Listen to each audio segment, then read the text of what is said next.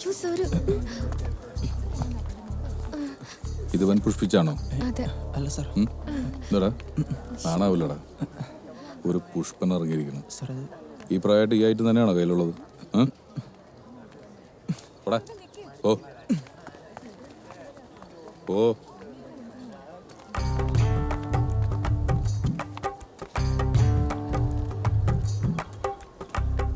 അന്ന് പറഞ്ഞത് വെറുതെ ഞാനങ്ങനെ പറ്റിക്കൂടി. പ്രാവശ്യം ഏതായാലും നടന്നാൽ മതിയായിരുന്നു. ഉച്ചകളിൽ ഇത്തവണ ഞാൻ കാണിച്ചു തരാൻ നോക്കിക്കോ.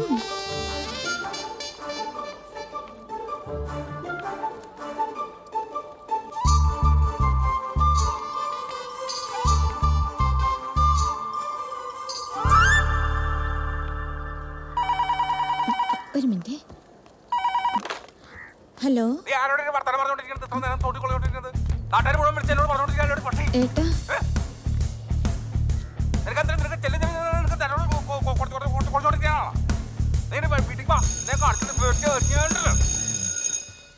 പറയുമ്പോ എല്ലാം പറയണമല്ലോ.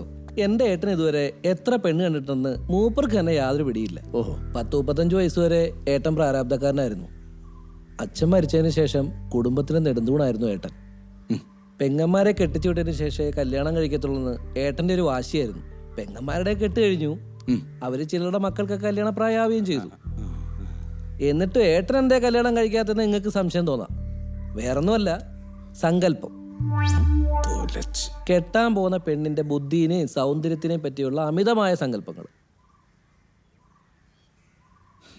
നമുക്കെന്നാ കാര്യത്തിലേക്ക് കിടക്കാം. നിങ്ങൾ കുട്ടിയെങ്കിൽ വിളിച്ചോളി. വേണ്ടപ്പാ, ഞാൻ അവളെ വിളിക്കുന്നില്ല. നിങ്ങളുടെ സങ്കല്പത്തിന് പറ്റിയ ഒരു കുട്ടിയല്ല എൻ്റെ മോള്. അല്ല, അതിപ്പോ കുട്ടിയെ കാണാതെ എങ്ങനെ പറയാൻ പറ്റുക? പറ്റും. എൻ്റെ ആ മോള് BA വരെ പഠിച്ചിട്ടുള്ളൂ. ആദ്യം തന്നെ 4 പേപ്പർ കിട്ടാനുമുണ്ട്. പിന്നെ കാണാനാണെങ്കിൽ ഓക്കെ എൻ്റെ നിറോ ദാ ഇവളുടെ തടിയുക. മാഷിന്റെ സങ്കല്പമൊക്കെ ആയിട്ട് പൊരുത്തപ്പെട്ടു പോകുമെന്ന് എനിക്ക് തോന്നണില്ല. പോ. എന്നാ പിന്നെ ഞങ്ങളങ്ങോട്ട്. ശരി എന്നാ. ഏട്ടാ ഏട്ടാ, എനിക്ക് വയസ്സ് 32ആയി. അതെന്റെ കുറ്റാണോ? ഏട്ടൻ കെട്ടിയിട്ട് ഞാൻ കെട്ടത്തുള്ളൊരു പ്രതിജ്ഞ എടുത്തു പോയി. പ്രതിജ്ഞ എടുത്താൽ അത് പാലിക്കണം, അല്ലെങ്കിൽ ആ പണിക്ക് നിൽക്കരുത്. നിങ്ങൾ ഇങ്ങനെ സങ്കല്പം കെട്ടിപ്പിടിച്ചോണ്ടിരുന്ന നിങ്ങളുടെ കല്യാണം ഒരിക്കലും നടക്കാൻ പോകില്ല. എനിക്ക് മനസ്സിനൊത്ത പെണ്ണിനെ കിട്ടിയിട്ടേ ഞാൻ കല്യാണം കഴിക്കൂ, അല്ലാതെ എനിക്ക് പറ്റില്ല. വേറെ എന്തെങ്കിലും വേണോ? കുറച്ച് വിഷം കിട്ടുമോ? 2 വേണോ? എനിക്ക് വേണ്ട, അവന് കൊടുത്താൽ മതി. കുടുംബത്തിന്റെ നെടുന്തൂണാണെന്നൊക്കെ എല്ലായിടത്തും പറയാറുണ്ട് ഞാൻ. ഏട്ടാ,